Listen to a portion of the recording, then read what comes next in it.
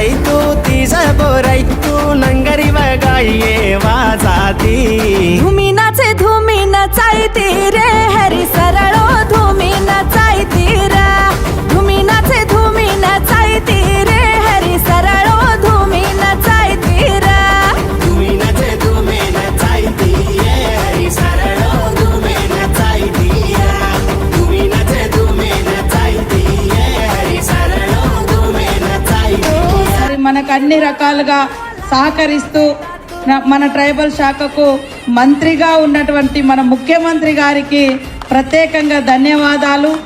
నేను కానీ మన ఎమ్మెల్యేలు కానీ ఎంపీ గారు శరత్ గారు మేము ఎప్పుడు వెళ్ళి మాకు ఇది కావాలి అని అడగడంతో మరి అవన్నీ కూడా వరాలు ఇస్తున్నటువంటి సీఎం గారికి ప్రత్యేకంగా ధన్యవాదాలు తెలియజేస్తూ ముందు చూపే కాదు వెనుక నుంచి కూడా గతాన్ని కూడా తెలుసుకున్నప్పుడు ఆ క్రమం నుంచే మనకు సేవాలాల్ గారు ఇచ్చినటువంటి శాంతి బోధనలు, అదేవిధంగా సౌభాతృత్వం, సమానత్వం, ఎదుటి వారిని గౌరవించడం, అహింస ఇలాంటి అనేక బోధనలు చేసి సమాజ శాంతి కోసం, బంజారా జాతి అభివృద్ధి కోసం, మరి ఎక్కడ ఇల్లు కట్టుకుంటే వాస్తును కూడా ఆనాడే ఆయన చెప్పిండంటే మరి ఎంత గొప్ప మేధావి మనం అర్థం చేసుకోవచ్చు.